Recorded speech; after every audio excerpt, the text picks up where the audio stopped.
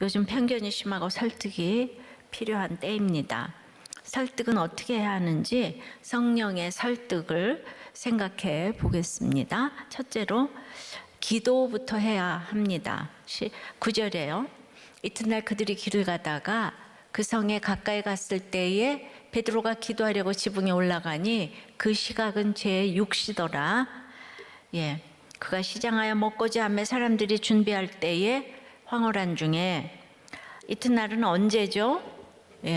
우리가 지지난주 고넬료가 기도 시간에 환상 중에 내 기도가 상달되어 기억하신 바가 되었으니 사람들을 보내 베드로라 하는 시몬을 청하라 하는 이튿날이겠죠. 그런데 기도가 상달되어서 사실은 이제 응답되었다는 거잖아요. 그런데 속국에 그것도 가장 천히 여기는 그 무두장이 집에 가서 그 직업이 어부였던 베드로를 청하라는 것이 여러분들 고넬료 기도의 응답이래요. 그러니까 기도 응답을 우리가 잘 생각해 보셔야 돼요. 제가 오늘 이렇게 간증과 특성으로 섬겨주신 두 교수님은 다 부인이 암이세요. 그리고 한 분은 암인 줄 알고 기도 제목 올렸더니 암이 아니래요. 다 이런 고난이니까 나와서 이렇게 특성과 간증을 할 수도 있는 것 같아요. 하나님은 이렇게 서로 어울릴 수 없는 사람을 서로 함께 밥을 먹으라고 하세요. 어제나 오늘이나 동일하신 하나님은 이튿날도 똑같이 역사하십니다. 응답의 대상인 베드로는 이 사실을 모르고 지금 이제 기도하러 지붕에 올라갔습니다. 이스라엘 백성의 개인적인 기도 시간은 저녁과 아침과 정오였어요. 시편 55편 17절에 보면 베드로도 이러한 전통에 따라 이제 기도 시간을 지켰던 것 같아요. 그래서 우리가 습관을 따라 말씀을 보고 기도하는 것이 가장 큰 일을 이루는 비결입니다. 그러면 이렇게 타이밍을 기가 막히게 맞추어서 고넬료가 보낸 사람이 당도하기 전에 베드로를 기도하게 하시고 그리고 이제 환상을 보게 하셨습니다. 고넬료도 9시에 기도했는데 베드로도 6시에 기도합니다.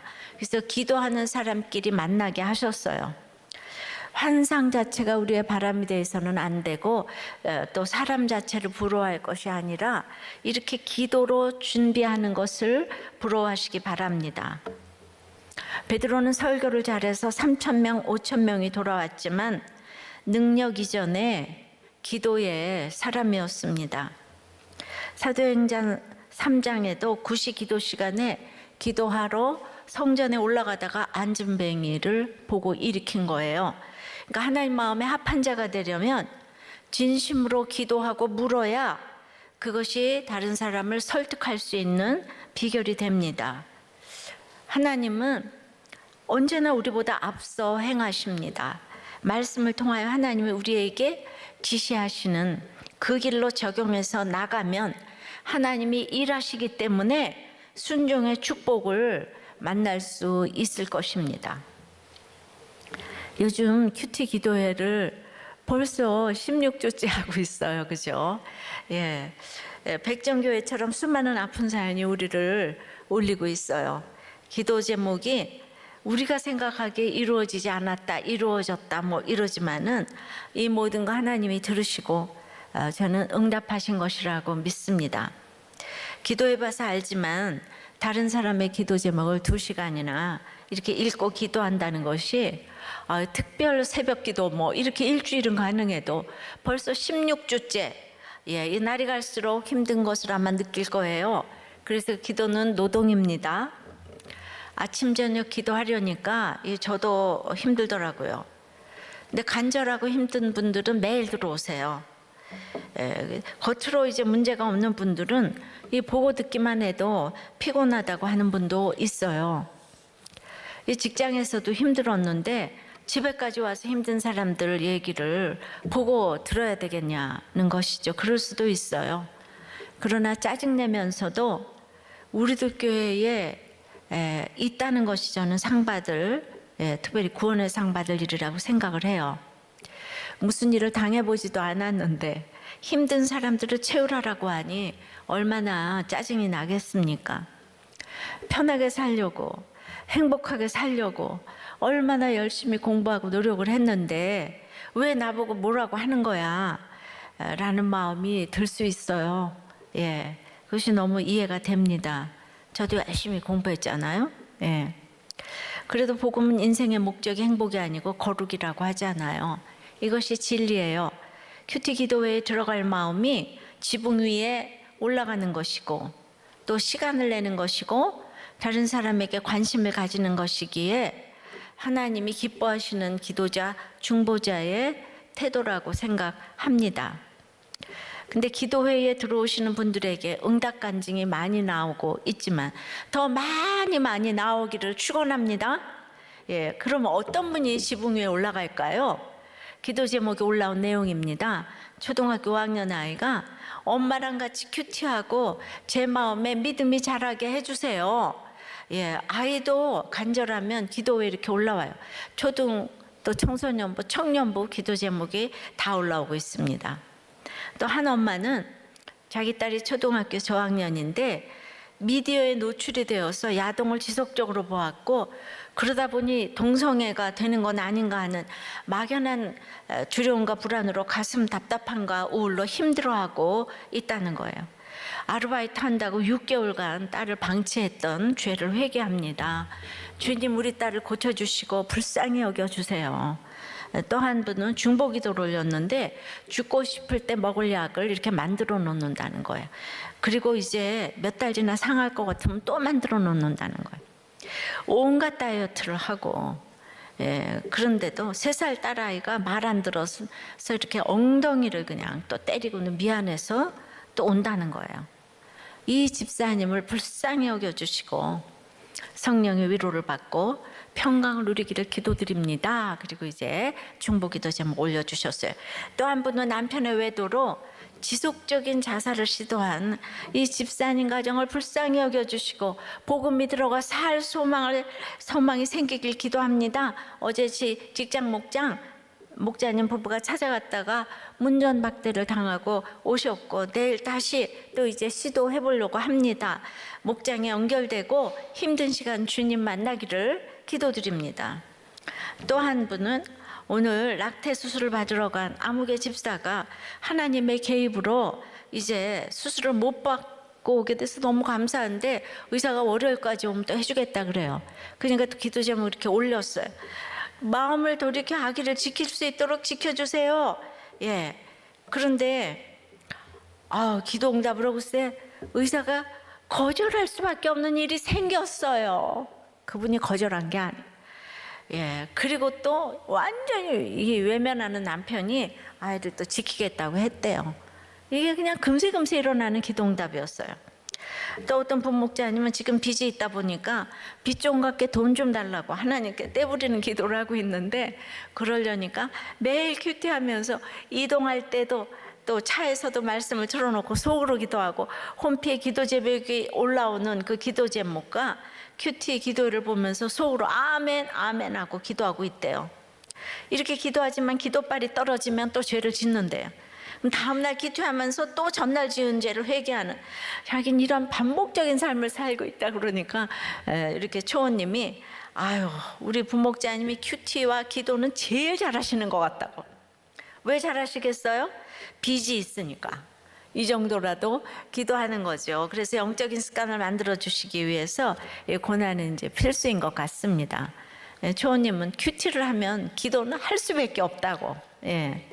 직장에서 고난을 당해도 그것이 자리다툼이고 먹고 사는 일이 아니라면 하나님께 묻지 않고 사람에게 묻고 댕기고 또 사람이 목적이니까 미워하고 좋아하는 편만 만들기에 사실은 진정한 구원의 설득을 시키지 못합니다.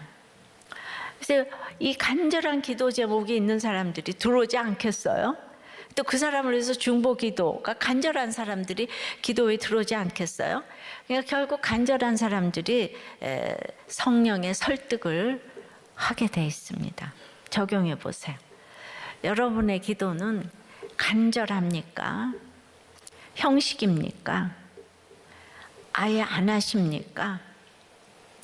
간절한 기도를 드려본 때는 언제인지요?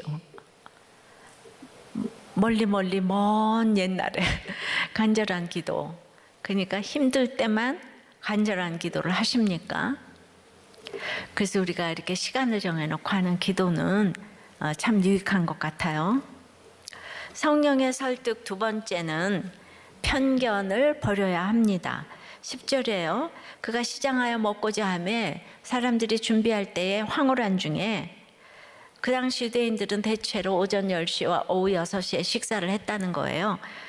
그렇다면 이 정오는 끼니 때는 아니고 시장했다고 하니까 아마도 아침 금식을 한 것 같아요. 그러면 아주 허기진 상태에 있게 되잖아요. 그래서 이 시장한 금식의 경험은 참 이렇게 유익합니다.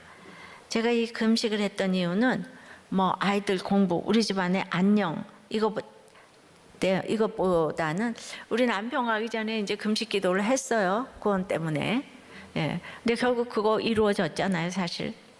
근데 가고 나서 갑자기 간증을 하니까 사람들이 너무 많은 상담을 하고, 그 다음에 우리 집이 계속 이렇게 열려지고, 그런데 그게 다 인간관계인데 거기서 이제 그 인간관계 하다가 큰일이 날 것 같다는 생각이 들었어요. 제가 평신도잖아요. 그러니까 이게 무슨 신학할 생각은 안 드는데 이거 굉장히 위험한 일이겠다 생각이 돼서 제가 그때 해마다 벽두에 그렇게 제가 금식을 했었어요. 며칠씩. 근데 그 금식을 한 거는 인간관계에서 인내하는 데 도움이 가장 많이 됐어. 그 아주 죽 한 그릇도 못 먹어서 막 그런 시장한 거를 경험하면 못 참을 일이 없더라고. 인내하는 데 도움이 됐고, 결국은 인내가 쌓여서 이렇게 사역을 하게 하십니다. 11절이에요. 하늘이 열리며 한 그릇이 내려오는 것을 보니 큰 보자기 같고 네 귀를 메어 땅에 들이웠더라. 그 안에는 땅에 있는 각종 네 발가진 짐승과 기는 것과 공중에 나는 것들이 있더라. 또 소리가 있으되 베드로야 일어나 잡아먹으라 하거늘 베드로가 이르되 주여 그럴 수 없나이다. 속되고 깨끗하지 아니한 것을 내가 결코 먹은 일이 없어요. 먹지 아니하였나이다. 이제 황홀한 중에는 이 초자연적인 상태의 현상이 갑자기 덮친 것이기도 하지만 비정상적인 황홀함, 그런 건 아니에요. 영적인 현상을 매우 잘 인지할 수 있게 된 상태를 가리키는데요.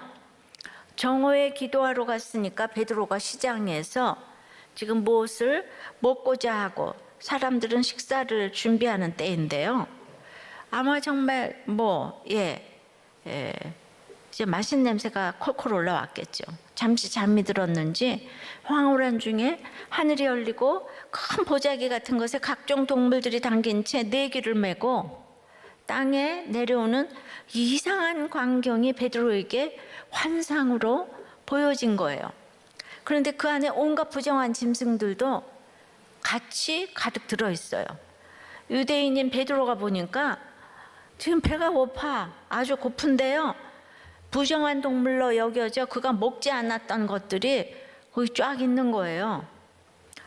약대, 사반, 돼지, 거기 곤충도 있고 지느러미 없는 것들, 그러니까 발이 굽은 거, 안 굽은 거, 이런 얘기 나오잖아요.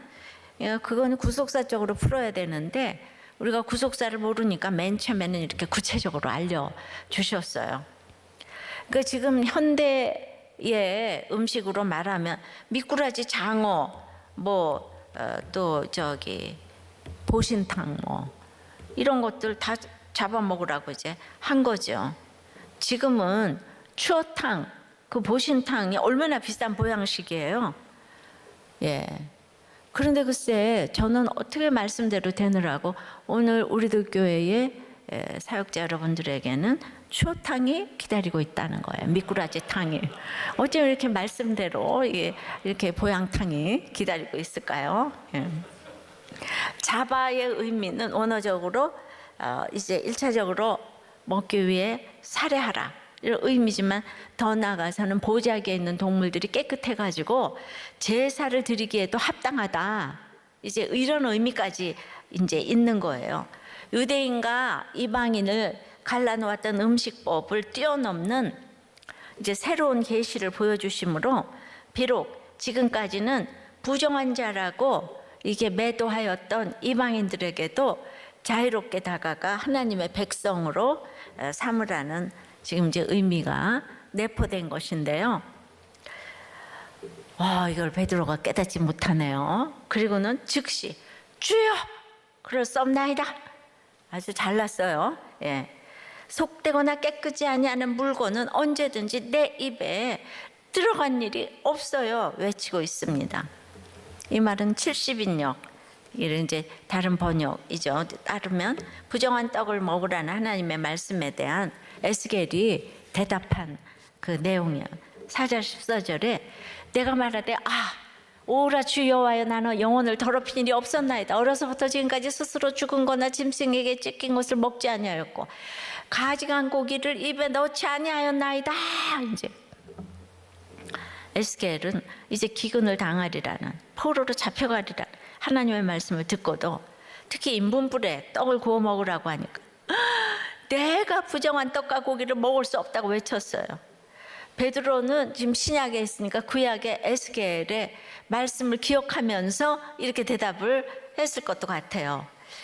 그렇다면 배는 고프지만 에스겔과 같은 심정으로 하나님께 난 말씀대로 대답한다 그러고 당당하게 말했을 수 있죠. 그러니까 그게 에스겔 4장 얘기니까 이 48장까지 가잖아요. 에스겔도 키워가고 메시지도 키워간다. 제가 그렇게 전했었어요. 그런데 왜 에스겔이 오라 했냐면 얼마나 그 4장 앞절까지 그냥 집에서 벙어리 되어서 좌로나 우로나 꼼짝 못하고 이제 동여매물 잘 당하고 있는데 그것까지 지금 너무 잘하고 있는데 인분불에 떡 구워 먹는 것은 내가 못하겠다고 럴수 그럴 수는 없나이다. 나는 이것만은 못해요. 부르짖으면서 즉 자기의 경건을 나타냈죠. 내가 얼마나 경건한 사람인데 나는 부정한 그런 떡과 이런 고기는 먹은 적이 없어요. 예. 그러니까 이렇게 이제 그 시기마다 나의 오름을 나타내는 경건은 사람마다 다르고 또 자기 자신의 인생에서도 시기마다 다른 것 같아요. 근데 이분의 경고는 조금 길더라고요. 어떤 부인이 결혼하고 신혼여행에서 부부관계를 했는데 딱 너무 이상한 거예요. 그래서 이게 너무 경건하지 못하다고 생각을 해서 그랬는지 모르겠지만은 17년이 지난 지금까지 한 번도 안 했다는 거예요. 근데 이제 결혼 후 5년쯤 되어서 이거 아이는 있어야 되지 않아? 그래가지고 또 10만 원을 내고 가서 인공수정을 했는데 그냥 한 번에 수정이 되어서 벌써 아이가 12살이라고 해요. 여러분 너무 부럽죠? 어떻게 이렇게 한 번에 저기 아이를 가질 수가 있나? 예. 근데 이런 기가 막힌 부부가 해외 토픽에 나오는 게 아니고 우리들 교회 다니고 있어요. 근데 정말 믿음이 좋은지 이 얘기를 써도 좋다고 허락을 받고 이제 씁니다. 이런 경건한 아내를 데리고 살아주는 남편도 있어요. 근데 부부가 다 멀쩡하게 이렇게 직업을 다 가지고 있는 거예요. 근데 이렇게 경건하면 큰일이에요. 이 아내도 이 부부관계를 그럴 수 없나이다. 우리는 내 옆에 오지 마. 속대. 뭐 이러면서 그러는 또 와이프도 있고. 남편은 별로 없는 것 같아요. 예. 근데 이런 부부에게 어떻게 말씀이 들렸는지 우리들 교회를 지금 몇 년째 오시는데 그러니까 이제 와서 이 목장에서 이런 얘기를 다 나누는 거예요. 그 목장에서 처방을 하고 노력을 하고 그래서 이제 또 뭐 거기까지 침대까지 갔다가도 코만 골면 다시 나온대요. 예. 그래가지고 그게 아직도 안 된다는 거예요. 그러니까 장르와 종류가 정말 다양한데 정말 이러고도 살 수 있는 것이 결혼인가 봐요. 이 남편은 대단하다 못해 정말 연구를 해야 되지 않을까 싶습니다. 베드로도 자기가 이 그릇된 행동을 하면서도 경건하다고 여기는 거예요. 이 복음 전파를 가로막는 가장 큰 장애물의 하나는 전도자 자신의 이 편견인 거예요. 그 짐승들은 부정한 짐승이라는 거예요. 도저히 자기는 그걸 먹을 수가 없다는 거예요. 이 도저히 먹을 수가 없다는 거예요. 도저히 먹을 수가 없다는 거예요. 17년이나 되도록 도저히 먹을 수가 없다. 그리고 그것이 자신이 보기에 너무 옳은 거예요. 그러니까 이거를 이제 거꾸로 얘기하면 이런 거예요. 거꾸로가 아니고 삶에서 아유 바람 피우고 욕하고 이 돈 끌어 다니는 사람 도와주러 좀 같이 가세요. 얘기하면 아유 우리 집은 기도 열심히 하고 교회 나갔기 때문에 아유 우리는 그런 바람 피우는 일 없어요. 아유 우리는 욕할 줄 몰라요. 어떻게 돈을 꿀 수가 있겠어요? 우리들 교회는 없으면 금식하고 뭐 있으면 먹고 죽으면 천국 가는 교회 아닌가요? 이러면서 어쩌다가 그리 되었는지 모르겠지만은 우리는 너무 거기 전염될까봐 옮을까봐 자기는 그런 사람 만날 수가 없지요. 그럴 수 없나이다 이러는 거예요. 교회 다니고 열심히 공부하는 것까지 다 되는데 그것도 이제 편견을 다 넘어서 거기까지 갔는데 그 다음에 못 넘어가는 편견이 시기마다 있는 거죠. 자 그럼 지금부터 이제 띵크를 좀 해야 되잖아요. 베드로가 왜 이러는가? 베드로가 가난한 무두장의 집에 있는데 그것만 해도 대단한 거예요. 여러분은 박성춘 얘기를 들었잖아요. 바로 똑같아요. 이스라엘이나 한국이나 이 무두장이는 똑같아요. 예, 백정하고. 그러니까 인간 대접을 못 받았어요. 왜? 부정한 짐승을 먹지 말라고 하는데 그 부정한 짐승을 잡는 사람과 가까이 하면 저주가 올 것 같은 거예요. 그래서 근데 무두자이가 결국은 이제 피역 사업을 하는 사람이잖아요.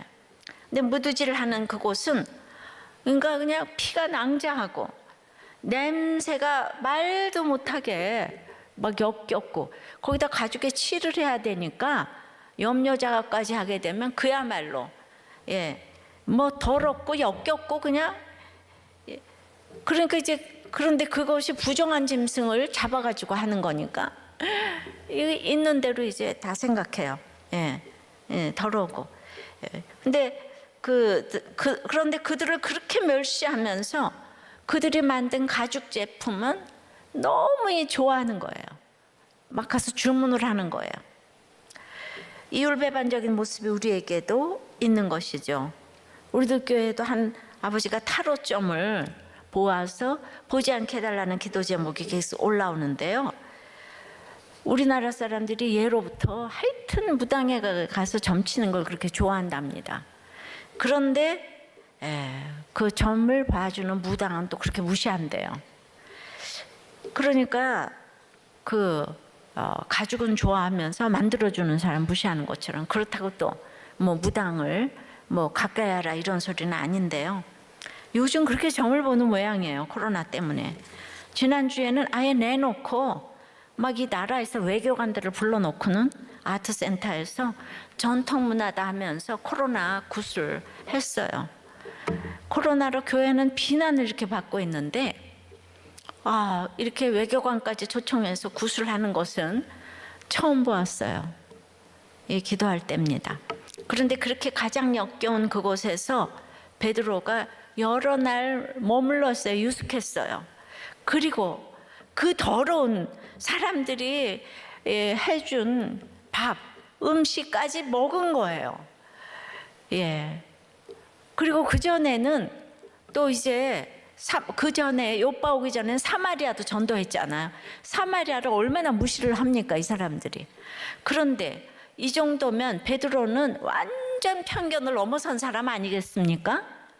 근데 베드로가 있잖아요. 거기까지 하는 게 있더라고요. 그럼 베드로에 비해서 이 교넬로를 살펴보십시다. 7절 8절에 마침 말하던 천사가 떠남에 고넬료가 집안 하인 둘과 부하 가운데 경건한 사람 하나를 불러 이 일을 다 이루고 요바로 보내니라. 고넬료는 그러니까 베드로가 가는 무두장이 집하고 고넬료가 가는 무두장이 집하고 세상적으로 보기에는 누가 더 낮아지는 거예요? 고넬료 아니겠어요? 로마의 백부장인데. 근데 고넬료는 무두장이 집에 절대로 못 가요 하지 않고 듣자마자 하인들을 불러 요바로 보내는 순종을 했잖아요. 그야말로 이 종주국의 백부장이 종속국의 가장 천한 무두장이 집으로 한마디 토를 달지 않고 순종해 보낸 것이죠. 고넬료야말로 편견이 없네요. 베드로는 나는 결코 못 먹어요 이러는데 너무 대조되지 않나요? 이런 유대인의 편견과 고넬료의 순종에서 지금 베드로가 힘든 싸움을 하고 있습니다.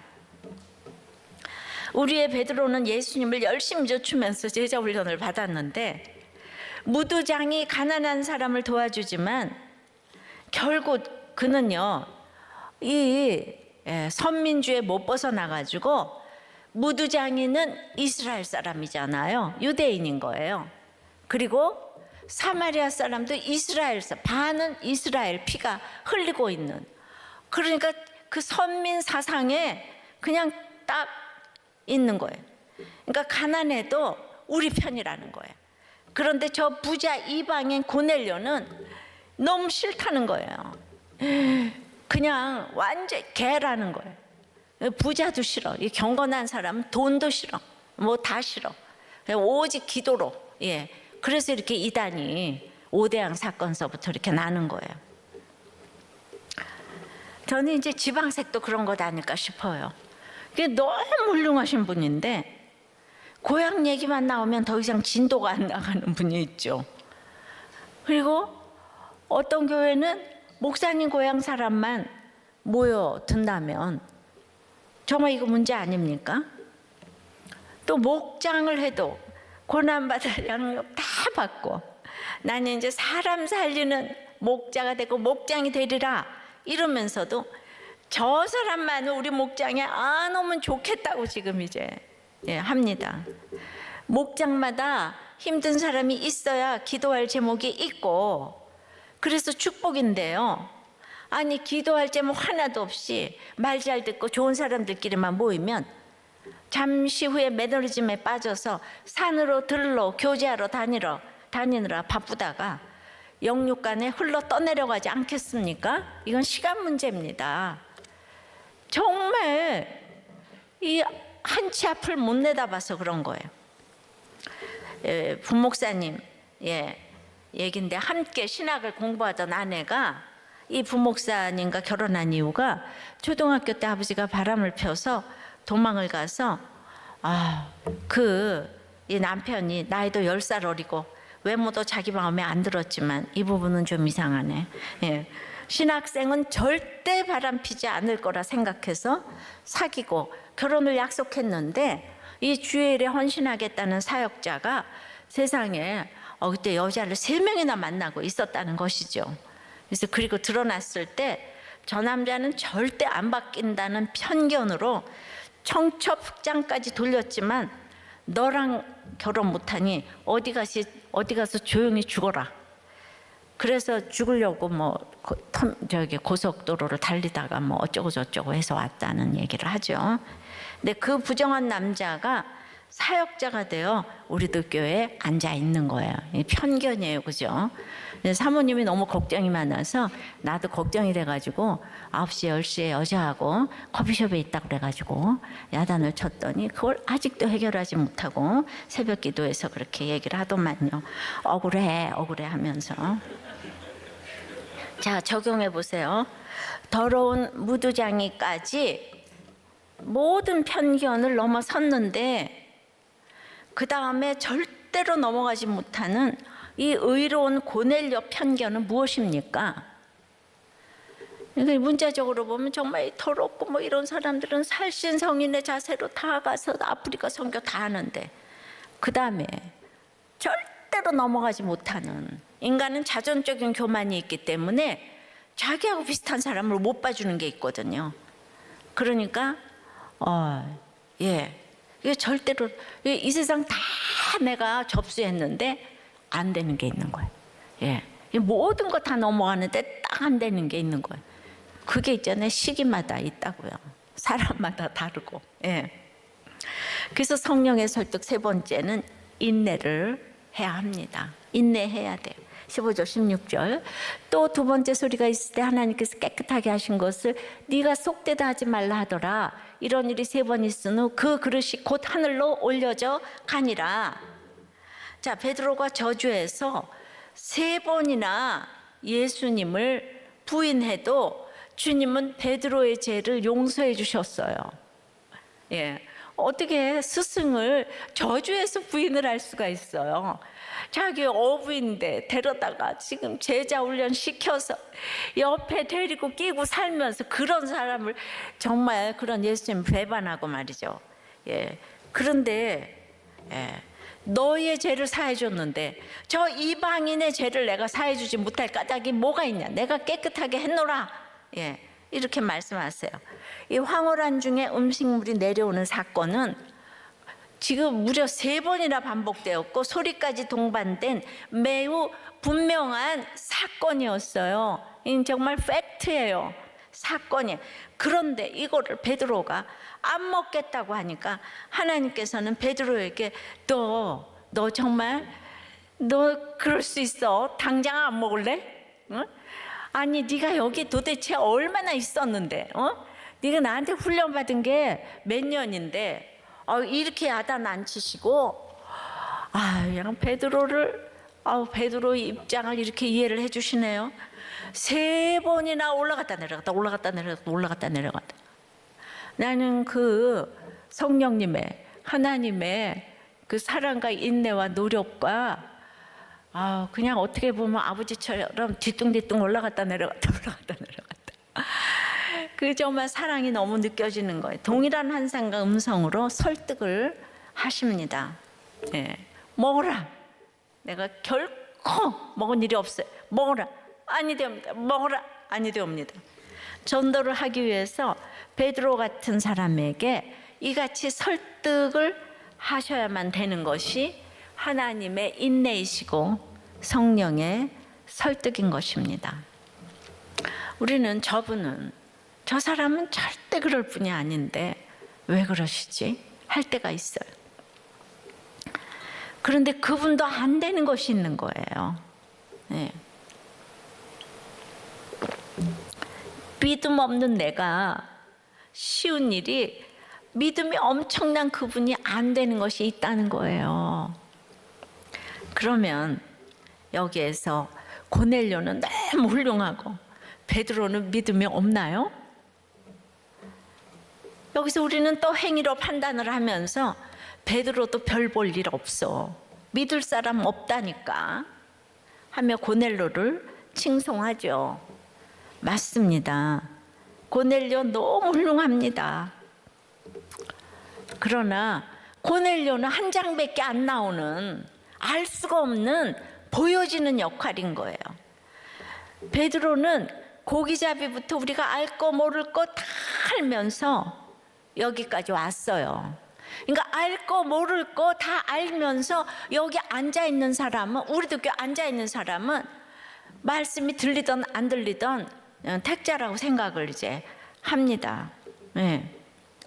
그래서 예수님의 십자가와 부활까지 자기 눈으로 다 본 베드로고 성령이 임하고 지금 3,000명, 5,000명 설교하고 구름대처럼 모여들고 이런 사람이 그냥 무두장이 집에 가서 그 더러운 음식을 먹으면서 그게 안 되는 게 있는 거예요. 안 되는 게. 성도의 견인이라는 것이 그래서 참 성수로 가는 길은 끝이 없다는 거잖아요. 천국 가는 그날까지 모든 사람들이 죄를 지었기 때문에 하나님의 영광에 이를 자가 한 사람도 없다는 거잖아요. 그러니 우리가 되었다고 할 것이 무엇이 있겠습니까? 되었다만 아니고가 바로 이런 것 아닐까요? 그러니까 아주 이렇게 대단히 편견을 다 물리쳐 보이는 성숙한 사람도 편견을 가질 수 있어요. 예. 그러니까 그냥 어떤 편견들이 다 있어요. 그냥 징크스가 다 가지고 있고. 근데 이 세상에 완전한 사람 하나도 없고, 베드로가 이러는 거 보고 제가 이번 주 굉장히 그 위로가 많이 되더라고요. 이렇게 수고로이 베드로를 설득하시는 이유는 강요하지 않으시는 하나님 보여주세요. 어떤 일을 이루기 위해서 우리를 부르시기보다 하나님께서는 먼저 우리 자신이 목표인 거예요. 그래서 베드로가 말을 듣느냐 안 듣느냐 이게 목적이 아니라 고넬료가 목적이고 베드로 자체가 목적이기 때문에 하나님은 자유의지를 주신 이 베드로를 설득하시는 거예요. 예. 이단은 막 조울적인 하나님이 막 몰아붙이잖아요. 근데 이렇게 해야 되는 거예요. 그래서 복음이 이방으로 들어가는 역사적 장면에서 초월적 독재자의 모습이 아닌 이렇게 설득하시는 모습을 보여 주셨어요. 예. 그러니까 정말 인내하면서 설득을 하시는 모습. 예. 그야말로 우리 사역은 인내라고 해도 과언이 아니에요. 하나님이 저를 인내하시면서 기다려주시는 저의 편견은 무엇일까? 이렇게 이제 또 생각을 해봤죠. 뭐 여러 가지가 너무 많지만은 여러분들이 가장 많이 알고 있는, 저는 우선 고난이 없이 말씀이 들릴까? 이거요. 너무 기분 나쁘시죠? 그래서 제가 고난당한 사람만 인정한다는 역차별을 우리들 교회에서는 이렇게 말하곤 해요. 예.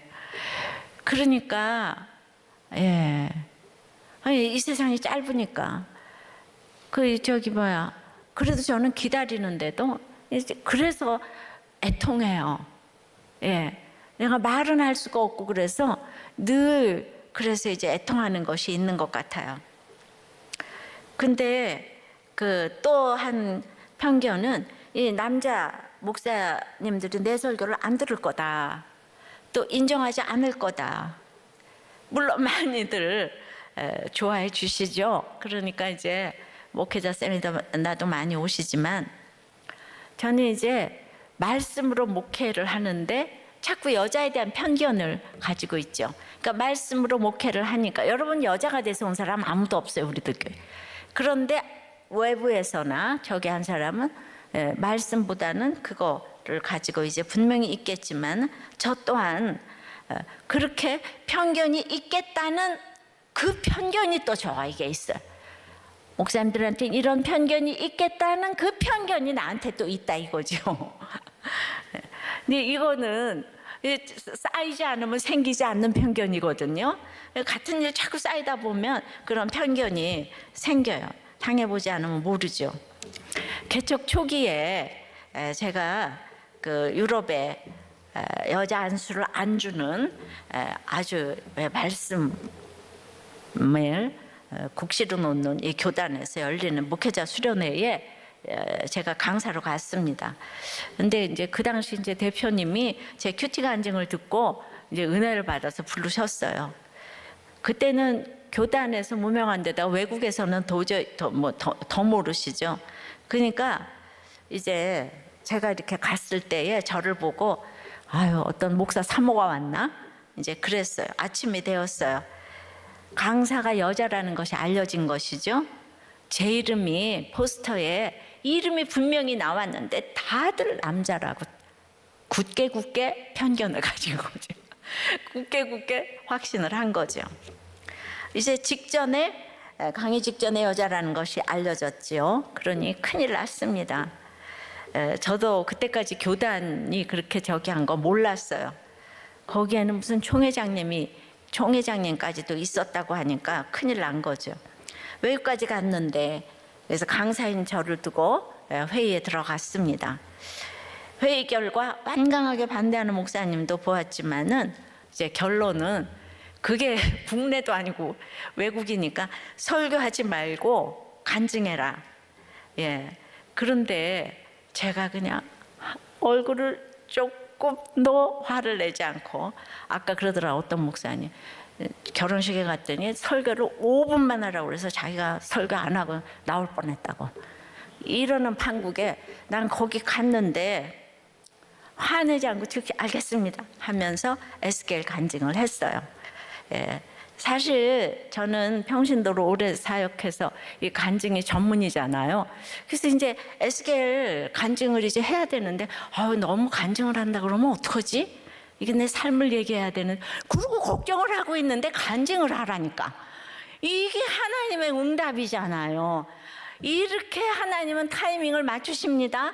그래가지고 그냥 정말 간증을 이렇게 했는데, 말씀 사경에도 그런 말씀 사경회가 없을 정도로 에스겔을 구속사적으로 삶으로 풀어가면서 그야말로 이제 간증을 했습니다. 끝나고 나서 대부분 은혜 받으셨다고 해요. 그리고 이제 완강하게 반대하던 목사님들도 저에게 말씀 안 하시더라고요. 그리고 이제 몇 년 전에 어떤 교회 갔더니 그때 목사님이 너무 그때 죄송했다고 저한테 이렇게 사과를 이제 하시더라고요. 그때 거기 계셨었다고. 그래서 자기네들이 끝나고 굉장히 여러 말을 했었노라고, 목사님에 대해서. 예, 죄송했다고. 이러니 저는 은혜 받는 사람이 있다 해도 항상 긴장이 됩니다. 그리고 그런 부분에 편견이 저도 모르게 조건반사되는 것이 있어요. 그 이후에도 그런 일이 또 많았기 때문이죠. 그러니까 저는 사명이니까 이 길을 가는데, 그것도 이제 쌓이다 보니까 피해의식이 되잖아요. 그걸 벗기가 쉽지 않아요. 어려서부터 인정을 받아본 일이 없어가지고 집에서 엄마한테 또 남편에게 또 지금 어떤 여자 목사로서 평생이 그런 그 위치에 있다 보니까, 남자 목사가 이 정도 크기의 교회를 16년 만에 이렇게 10,000명이 넘어가는 교회 담임이 되었다 그러면 무조건 인정하는 것이 있을 것인데, 예, 그렇지만 저도 그냥 그 인정하면 되는데, 받아들여주는 쪽이 있으니까 그게 너무 고마운 것이라고 생각하면 되는데, 끝없이 이렇게 인간은 자존적인 교만이 있으니까 제 수준에서 또 이제 또 안 받아들일 거다 하는 편견이 있는 것이 애통할 따름입니다. 베드로가 그래서 너무 이해가 되는 거예요. 그럼에도 그래서 저를 깨어있게 하시는 것이 감사하는 거예요. 초심으로 돌아가라 뭐 그런 얘기할 필요가 없이 항상 깨어있을 수밖에 없는 사건이 있어요. 하나님이 저의 편견을 인해서 끝없이 인내하시듯이 저도 여러분을 위해서 끝없이 인내해야 되겠죠. 예. 그냥 뭐 이러고저러고 넘어가면 되는데 발동되는 그런 것이 있어요. 피해의식 같은 거. 그래서 저는 백정 박성춘이 너무 이해가 되는 거예요. 그 저를 보고 하나도 안 그렇게 생겼다고 하는데 겉모습만 화려하지 속으로는 날마다 이렇게 여자가 돼서 이런 일들을 겪다 보니까 그게 너무 이해가 되고, 그래서 어쩔 수 없이 항상 힘든 쪽의 사람이 이해가 되고, 그래도 그런 인생을 살아와서 여러분들을 설득을 하는 것이 아닌가.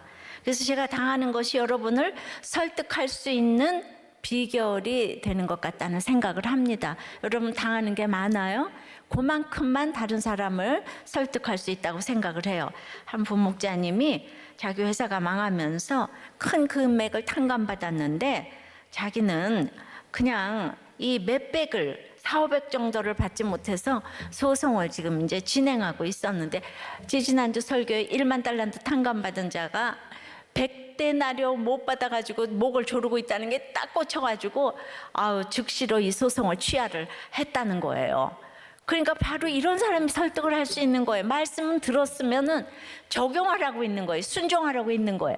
그래서 글쎄 그거를 오전에 그거를 쫙 메시지를 보냈는데 퇴근하기 직전에 신기하게도 대표님으로부터 6월 1일부터 전무로 승진한다는 이야기를 들었다는 거예요.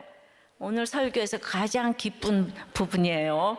와, 이럴 때만 목사님 설교가 쉬워. 예. 그래서 항상 하나님 나를 지켜보신다는 생각이 이제 들었는데, 초호님은 이것이 기복이 아니라고 설명을 해주시더라고요. 이런 건 기복이 아니에요, 진짜. 이런 분이 저는 이제 성령의 설득을 할 수 있다고 생각합니다. 예, 돈 아깝지 않은 사람이 어디 있겠습니까? 그래서 말씀대로, 지난주에 말씀대로 순종하는 자의 복을 이제 받게 되면, 순종을 하게 되면, 오늘도 말씀대로 그러니까 누구도 이렇게 설득을 할 수가 있는 거죠. 적용해 보세요. 하나님이 나를 인내하시며 설득하듯이 나도 남을 위해 끝없이 인내하며 이 구원을 위해 설득할 일은 무엇입니까? 말씀을 맺습니다. 코로나 위기에 주님, 성령님 우리를 설득하셔야 되는 일이 있습니다. 왜 이렇게 코로나 위기가 오래가는 것인지, 그러나 그 주님의 때에 순종하고 갈 수 있도록 도와주시옵시고, 이 가운데서도 우리는 차별금지법과 낙태법이 통과되지 않기를 기도해야 되는 이런 정말 처지에 있습니다. 주여, 불쌍히 여겨주시고 통과되지 않도록 도와주시고, 짧다면 짧고 길다면 긴 16년간의 우리들 교회 불쌍히 여겨주시고, 이 말씀 묵상과 구속사가 계속 이어질 수 있도록 주여 역사하여 주시옵소서. 도와주시옵소서. 우리들 교회를 살려주시옵소서. 예수 그리스도 이름으로 기도드리옵나이다. 아멘.